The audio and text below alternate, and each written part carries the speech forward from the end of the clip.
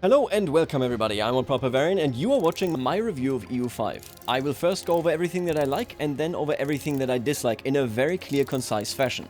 Normally, I do reviews that are really comprehensive and completely scripted, really going through every single game mechanic and dissecting them, but the game is so deep and everything is so intertwined that if I did that, you, having not played it, would get lost in the sauce and you wouldn't really get much out of this.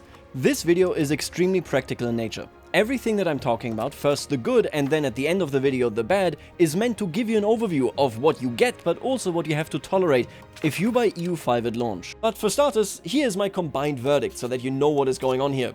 I love EU5 and I recommend it. I think for most player types it will be easy to love this game because this game loves history, it loves deep simulationist mechanics while not forgetting that a pure sandbox where nothing ever happens isn't actually interesting. The game, however, also is the least polished Paradox game that I have ever played at launch, and I have played many of them since Hearts of Iron 2. I recommend this game absolutely, if you can deal with just how goddamn rough it is. Now, let's finally get to the part where I glaze the parts of the game that I really, genuinely love. Now, for starters, I already said it, this is the biggest thing, I can't really get around it, it's the elephant in the room. This game is deeply and incredibly so systemic. That means that whatever you do is always connected to 15 more layers. It is super interesting to follow those layers down into that rabbit hole and to analyze it. It starts with really basic things that are easy to understand, but the kind of effect that it has is very symbolic for everything going on in this game. A great example here is the bailiff building. At a certain point at the very start of your campaign, you will ask yourself, hey, I have all this land, my wealth is vast, and yet I'm getting no taxes from it. What do I do about it? And the game says build a bailiff. A bailiff will make it so that you have more control in those territories, right? They collect the taxes, they do paperwork, all that boring kind of stuff, and you get a bigger benefit out of it. But the bailiff also relies on aristocrats. It makes your aristocracy estate stronger. This is so fascinating. It is such a simple step of, hey, I want more taxes out of this situation. And you are getting those taxes, but somebody else benefits as well because you're delegating work to them. This is emblematic for everything that EU5 does. If you think about it, it's really intuitively true. That is how that works. If in the Middle Ages, before you have a state apparatus, you have to rely on your aristocracy, well then obviously they're going to become stronger. They will have a better seat at the table, given that they are directly collecting your money. This is phenomenal. This game is not easy to understand, I really want to stress this, but every time you see a mechanic and are willing to dive into a rabbit hole to understand what exactly is happening there and why it is happening there, you will come out many hours later, probably starved and thirsty, but you will be incredibly satisfied because then you will go, oh, that makes so much sense. What they're doing here is they're showing that I have to rely on my direct advisors, for example, to build up control in a situation to collect taxes, which keeps them busy, but it does help me. Whereas later on, I don't need to do this anymore. We have cities, it is much easier to administer things. Everything becomes much more organized. It's these kind of things where if you enjoy systemic design, if you like looking at a video game and then actually learning history as you learn the mechanics, this game nails it. I cannot state it in any other way. It is perfection, the way that the game approaches these mechanics. It also makes it so, of course, as a side effect, that every time you learn a mechanic, you also learn something about history. By and large, this game is the closest to the feeling that I got for Kingdom Come Deliverance 2. If you've played it, you might know this, that some of the quests in Kingdom Come Deliverance 2 are not amazing. Some of the quests are like, okay, this isn't written that well, who cares, you know, whatever. But every single quest is one where clearly one of the developers opened a book, read something that happened in history and said, I want the player to know about this. It's this kind of thing, where you go into this and you will always come out knowing more. This game really secretly just makes you learn things, which is, man, they're forcing us to take an exam on It would be funny if Paradox forced us to take an exam on this, you know, at like the end of the semester. Listen, the deal is, this is actually incredibly well done. I was so impressed. I was crestfallen. I mean, if you've seen my CK3 review, then you might know this as well. I thought maybe the time for these kind of, you know, historical games that run it like that, maybe it's over. Maybe that doesn't happen anymore, you know, who knows why. And then came EU5. No, they're still doing it. They're still doing it the old-fashioned way, okay? Like Coca-Cola in this one restaurant. Now, this is really interesting and it's really well done, and I think it is one of the strongest arguments that you can make. But I already hear people now screaming in the back, but I liked EU4, I liked playing a board game, it was fun. And I can tell you, you don't need to be disappointed. When I started playing EU5, first of all, I had a terrible time. A friend told me, hey, listen, all you need to know no matter how many levels there are and how much more complex it seems with the population and such, the base logic of what you're doing is very much the same of EU4. And then it clicked. I looked at it and I realized, oh my god, they got rid of the mana, they made everything more realistic, but all the gameplay routines are very much EU4. You are basically playing EU4 but good, is what what evil people would say, which obviously I am not, right? If you are a lot more into board gaming, I think EU5 still scratches that itch. It goes into the exact same dynamics of trying to build up your country the exact same way that you do in EU4. It's just more grounded and complex now. There goes more into it than, you know, primarily just the three elements of mana. I think what they did there is a great balance, because it also means, and you can feel this as you are playing EU5, that EU5 doesn't start from zero. They aren't re-rolling, they aren't changing everything fundamentally. They are embedding the routines of gameplay that they know from EU4 in EU5 in a much more realistic and systemic way. So basically, the strengths are still there. It's just that instead of looking at development points, you're looking at population now. Instead of trade being just one directional, you're looking at free trade, where you can change a lot because everything is multi-directional. They have added complexity to what is a good and solid formula for running a game. Now, the last element that I want to bring into this here, before we move on to more, I guess, concrete topics like trade, economy, and warfare and such, I do want to bring up that they also definitely kept one characteristic from EU4 that I think was very smart to keep. This is, or it has the potential to be almost a pure sandbox game, because everything in EU5 is so systemic. But they also said, we aren't doing that. Johan said a while ago now that he thinks players are way more interested in acting out an alternate version of history rather than something that doesn't resemble history at all. Now, I will tell you that obviously that isn't fully working the way it is yet. The Ottomans, for example, they don't always rise up, or they never really rise up to the point where they ought to be historically, right?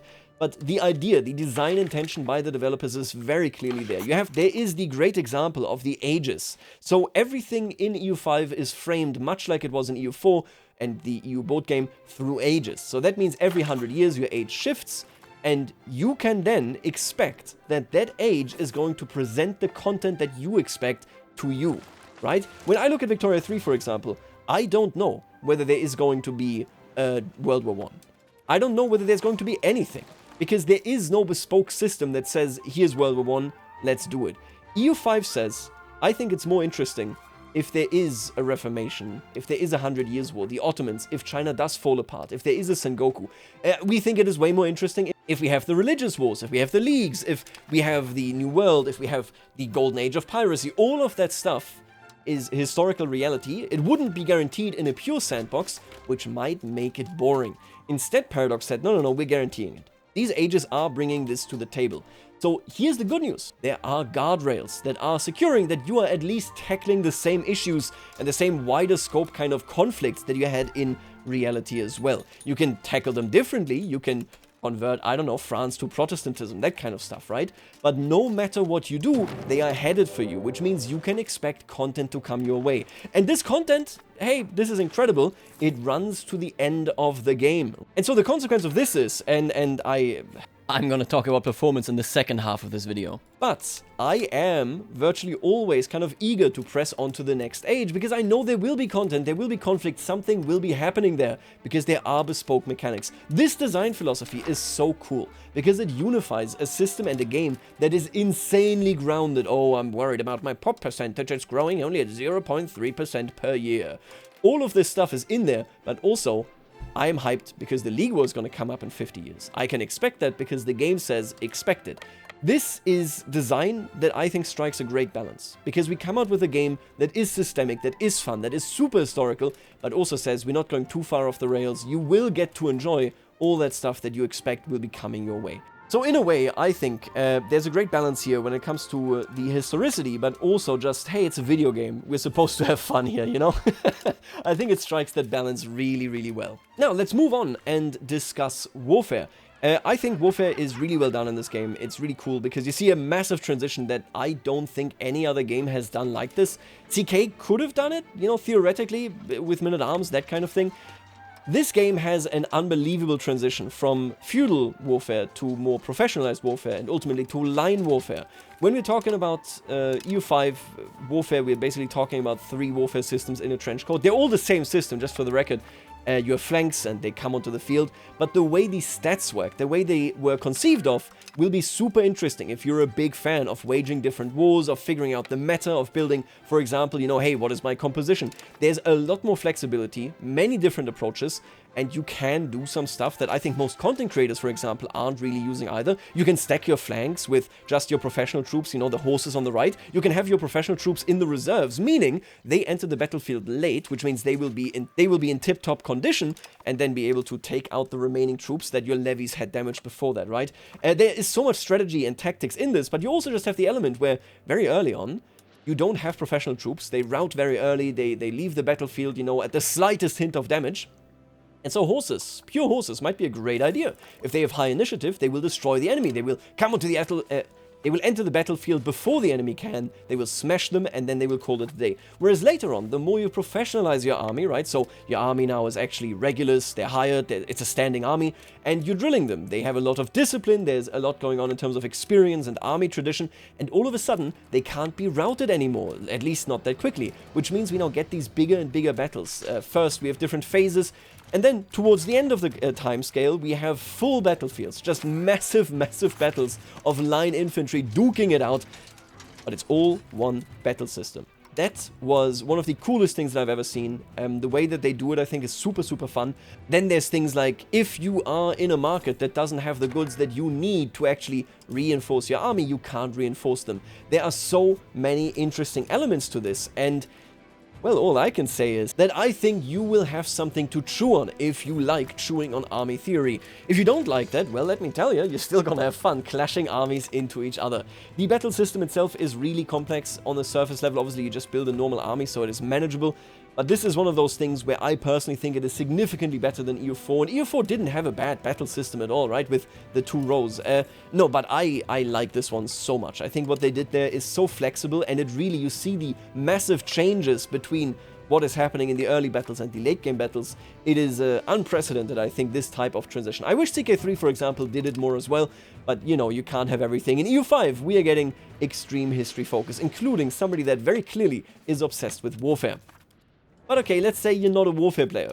What about economy and trade? Did that pan out? Did they do a good job? Yes.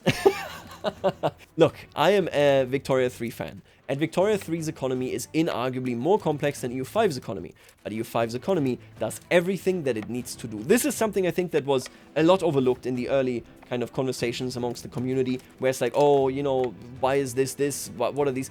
EU5's economy serves a different purpose. EU5's economy fundamentally serves trade. Primarily, of course, you're producing things, you're selling things, your pops are consuming stuff, right? And then these buildings that you're building, you can tax the profit. All of that makes perfect sense. But EU5 and EU as a series is about you building a trade empire, you getting resources that others can't access, and then throwing that stuff onto the market so that you make massive, massive amounts of money. These topics are deeply interconnected, and as bad as the UI is, trade is so good. It is such an amazing time. I did my video about the Teutonic Order turning into Jerusalem, and somebody left a comment asking, could I theoretically now that I hold Jerusalem, could I create, you know, take over Egypt, I don't know, and then maybe go towards India via that ocean right there? And the answer is yes, you could. You can 100%, with what I have done as the Teutonic Order in my video, you can make your way to India, you can bring spices and cloves, you can bring them all the way back to Europe, because we now have access via Egypt. Again, one of those historical footnotes. Listen, I could talk about the history in this game for a million years, but essentially why we went around, of course, was because there was no passageway through Egypt or the Near East. So by that I mean Mesopotamia and such, right? The Levant, Mesopotamia were locked off the Mamluks first, and then later on the Ottomans were incredibly hostile. If that is in the hands of the Teutonic Order, all of a sudden you have an open gateway where you can just go via the Red Sea towards India and then bring back the spices and cloves at a much, much cheaper rate than if you went all the way through South Africa. Really cool stuff what they're doing there, because the historicity there makes it so that you can think about this as the historical people did. What do I want to access? What do I need from over there? And then how do I get there the quickest? You can do this via the Horn of Africa or via Egypt if you were to control it. Yeah, there is so much going on there with trade. And like I said, the economy isn't nearly as complex as Victoria 3's one, but that is partially because it is simulating 500 years, much, much longer than Victoria 3. And more importantly, again, it is all about being intertwined with you building a trade empire that lets you dominate whatever you're importing, well, you know, your enemies don't get their trading money. It's really... There was this comic by Father Loris, right, where he said there are two types of players, and some just love the line go up in the economy. And I'm telling you straight up, listen, if that is your player type, yeah, you're gonna have an amazing time. Once you understand production methods and economic buildings and that kind of stuff, and then understand how to make it so that you get the resources you need in the market that you want them in, oh boy. So many hours that you can then spend. Novgorod with its fur is going to be a very different experience from a country like England that doesn't really have much more than wool, which is still, you can build a proper economy based on this in your home territory, but then you access America, and all of a sudden you get completely different resources that you can then, at a very cheap rate, of course, utilize, which your enemies can't do, because obviously you lock them out from that situation there, right? The way EU5 handles this is phenomenal. I'm absolutely in love with the trade and economy system. It is extremely rewarding. And yeah, it's just difficult to learn, but once you do, oh, you can play around with it. So now we talked about systemic stuff, we talked about history, we talked about, of course, still some guardrails with the ages and such, right? Economy and trade also in there. Let me get to some smaller things before we get to the final topic of situations and international organizations. First of all, I need to eat crow. I do. Automation in this game, I thought when I saw it, I was like, oh, that just sounds like you developed a feature that you, for some reason, expose to the player, but actually expect the player to automate the entire time. I am eating crow, okay? They designed features where I started automating them at the very start of my EU5 career, and then bit by bit I de-automated all of them, every single one of them, just, you know, step by step to learn them individually. This made learning them so much easier for me. Do not get it twisted. This game is overly complex. This game is crazy. It is going to rob you of your lifetime. It's not easy getting into it, but the automation makes it so that you can sit down and you can figure individual topics out while not having to worry about others. It also makes it so that, for example, in multiplayer, you can go ahead and just automate certain particular things if you, for example, are in a player war, because you can't be bothered with them right now. You need to move armies, right? All this kind of stuff can be done, and only because they implemented automation. Again, it was a lot easier for me to learn this game thanks to that fact. So if, you know, you're afraid of learning something, you can automate it all. It's not going to be optimal, but that's okay, because what it allows you to do is to learn the game slowly. Now, the last two things that I really want to highlight here are situations and international organizations. That's one thing. And then the other thing is something great about the UI. Basically, the UI has something really great to offer, and every other Paradox game, frankly, every other game under the sun needs to steal this. They let you search and filter so many menus. I'm talking an insane amount of menus. You know how in CK3 you can search the character finder and that's what you can do? In this game, almost every window, for example the buildings menu, you can search terms or you can filter for certain effects. Like, hey, does this building give me maritime presence? If so, I want to see it right now. Does this maritime presence building start with coastal as a term? You can search for that specifically to find the coastal, what's fortification, I think. This stuff is crazy. I really gotta tell you, the way that makes it easier to use things. You can search map modes, for example, in the, you know, bottom map mode finder. That is something that every game needs at all times. It's incredible just how easy to use that makes so many menus that otherwise would need years to study until you memorize them. I think that is really, really cool. In general, of course, it's also awesome that there is a living map. I don't think the map is one of the prettiest ones, but there is a living map. The map is developing directly. You see the actual buildings that you're building in those locations. You see the representation of your population there. You also actually get a very good glimpse of the scale of the map. I think this is something that I've not really mentioned yet, but it's astonishing. Now, let's get to the last part, and for me, this is one of those things where, if you're talking about 1.0 of EU5, but also about the future of EU5, it's a ray of light. It is really, really something that I love and that I think that the community is going to love, that hopefully other games yet again are stealing. I'm talking about international organizations and situations. When we talk about EU5, we're talking about a game that has a predecessor that has so much flavor, be it in DLCs, be it in mission trees, or be it just in general stuff happening like the Aegis system that EU5 of course also has, right? EU5 has chosen to not do mission trees and instead to do situations and international organizations. And I think this is an incredibly good choice. So mission trees are technically in the game. They're only there for a tutorial and to be modded, I guess, right? For stuff like Anbana. But the main vehicle to bring content to you, the player, by the developers will be international organizations and situations. I can't keep it 15 more, I can't say it 15 more times, it's too long. Situations describes something that impacts various countries, it's like CK3 and CK3 situations. And then international organizations are things like Stellaris federations, except they can be much more flexible in what they can do, right? So it can be because you are literally in a pact that is, for example, a religious league in the religious wars period. It can be that it's just a personal union in which you get to do certain things. It can also actually be like a defensive pact. They are so flexible and so good at delivering content and making everything that you need to know visible to you. What I mean here is that when you find yourself thinking, where is the content? What do I do next? What is coming for me here? You need to first just look at the ages, because again, the ages make it very clear. Oh, Age of Discovery. This is America. Let's see what is happening there, right? We're going to have the Treaty of Tortillas. We're going to do all that stuff. Then, as you look at these ages, they will contain situations and international organizations, and they will impact you. You can interact with them, even if you're not directly involved. The HRE is an international organization, for example, the Catholic Church is one as well, all the Buddhist sects, that kind of stuff, same thing right there. You can access the information about them even if you're not a part of them, which makes it so much easier to see what is going on in the world. There is a huge issue in other games where you don't really know what the AI is doing. What is the AI thinking? What is its current, imperative? What is going on in that scripted skull of that AI?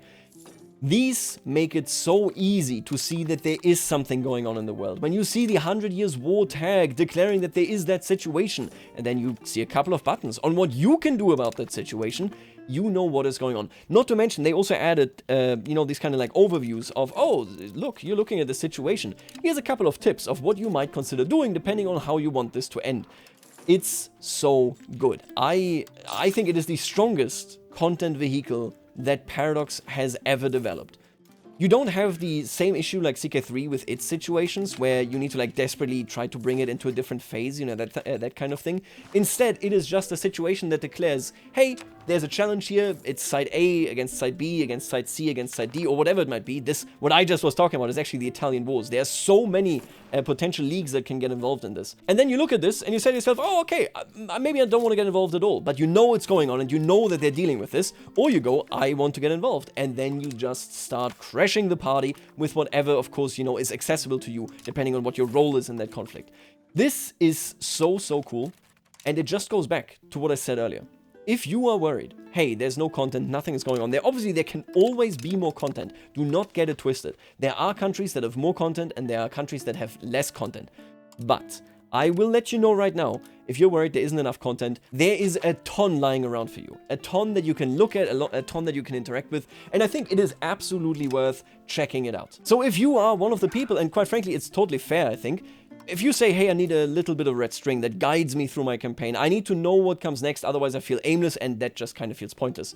Obviously, you can form countries and all that kind of stuff, but when a new age starts, you can bet on the idea that there will be some situation in there that will be fun to deal with, that you can mess around with, and will give you temporary or permanent enemies, depending on how harsh you are against the people on the other side of the equation there. This game is not devoid of content. There can always be more content, but I gotta tell you, they have chosen a vehicle that makes it so easy to bring a ton to the player already. It is really, really cool. So yeah, I guess to really kind of, put it together, this is a game that wants you to dig deep. It is a game that gives you challenge after challenge after challenge, and you will emerge after many, many hours knowing so much more about history and the system.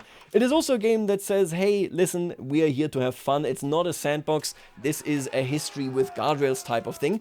But you can mess around in it if you want. You can change a whole lot of things. You have narrative storytelling, you have min-maxing, it is all present. Johan himself said that this is his magnum opus, he wants to die working on this game, and I can see why. There is so much going on there, and I think if you as a player want to explore and keep exploring, and every single hour you learn something more and you keep pushing, you get better, and then there's more content awaiting you in the next age, yeah, this is a game for you. These are the core things why I think this game is recommendable, this game is fun, and you should get it. Now, let's get into why you should only get it if you can stomach everything that I'm about to tell you. So, that's quite a line, huh? Let's finally get to the part where I hate on all the things that I think are hate-worthy. And I mean, I already gave it away in my combined verdict. Let's start with the polish. The polish for this game is atrocious. It is genuinely, absolutely terrible. Listen, I'm not gonna even kind of sandbag this, where I'm like, oh, maybe they fixed it all in the release version. There is so much to be polished in this game. I believe it is impossible to fix it all in the release version. They are trying, I can promise you this, after everything, you know, all the reports that content creators have done, they are incredibly proactive and responsive in the Discord. I don't doubt that this is going to get polished, but right now, 2 days before release, I have to tell you, this is so unpolished, you are going to run into stuff that just doesn't work, but you won't be able to really tell because you're a new player. It's going to almost be instantaneously. The lack of polish is throughout the entire game. You can encounter this in the UI, you can encounter this in mechanics, in bugs. It is everywhere, and it's crazy, honestly. Like, the way that I saw this was 2 months ago. I remember this, right? I did that video where I was like, yeah, I'm like worried about, these are the things that I'm concerned about for EU5, and the reality of it is, I think it can be fixed. I think it can be fixed 100%, but it didn't get fixed in that time.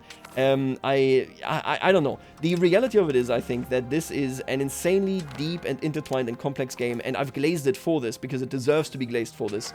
But that also means that the polish that this game needs is that much more. You need to really step up what you do with the game, how much grease, elbow grease you put into this to make it into a passable state. In my opinion, and this is kind of crazy, this game, seriously, we're like several months away from this being in a state where I'm like, this would be a 1.0, where I'm like actually giving it like a 9 out of 10. I don't do ratings anymore, primarily because like everybody understands something different from it. When I say 9 out of 10, 10 out of 10, I'm like, this is a must play, you have to jump in right now. That is what I'm trying to express with those ratings, right?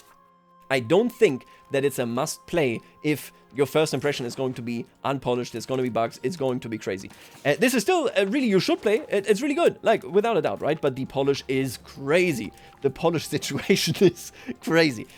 So now, adjacent essentially to every single topic is this polish situation, which is why I brought it up first. You will encounter buttons that don't look like buttons, windows that give you no information, like the location window, completely useless, outside of checking what is a core and checking the demographics if you're feeling funny just to look at it, and of course checking how much control you have. You will never go there to look at buildings or like specific pops or anything. Completely useless. It does not play a role there. There's so many windows like this. You also are looking at a ton of bugs, be it in regular circumstances like personal unions not working right, or the AI being bugged and constantly civil warring itself.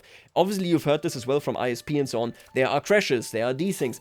Surely they're working on them, and they are working on them. I can tell you this again, but that doesn't change that when you buy this game, you have to contest with those things. That is why we're here, right? We're not talking about like, is this fixable? The answer is yes, obviously. But oh man, it is crazy annoying. We're also talking about stuff like international organizations and situations not being in a great state. Like, the HRE is in a terrible state. I want to be clear about this. It's in a bad state. It feels bad being the emperor. It feels silly being a member. There are so many elements of it where I'm like, that sucks, because this is one of those driving factors, of course, of much of gameplay, right? We're looking at the League Wars, we're looking at the Reformation, we're looking at the late game wars, maybe the dissolution of the HRE, that kind of stuff. It kind of sucks. This is one of those things where it's just through the entire game, you're going to see that it needed more polish, and 2 months ago I was like, yeah, okay, so if they just go on and polish it now, then we're all good to go, and we were not all good to go. Now, let's move on from this, because again, like I said, this topic will come up again and again and again anyway in much of what I complain about afterwards, right? This is just, you have to contest with this if you buy this game early, and so this might be one of those absolute deal breakers for you. Now, next up is the UI, and I know that many of you will go like, yes, he's finally hating on the UI, it's so ugly. I don't mind the way the UI looks at all. I would say I like the way the UI looks, okay? But I will also tell you that I think in large parts it is completely non-navigable. Like, there are so many windows where I'm like, is there a button there? Is this a button? Is that a button? Is there a tooltip here? Does this modifier have an extra tooltip? Because sometimes they do, other times they don't. What is going on exactly here?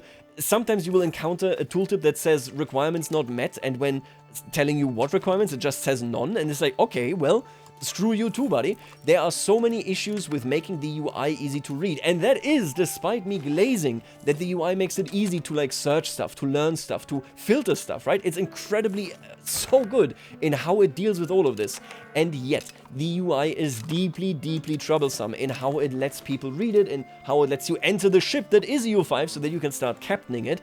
It is crazy painful. I'm also going to say it, by the way, so this is just one of these tiny tidbits, but you're going to encounter this as you go as well.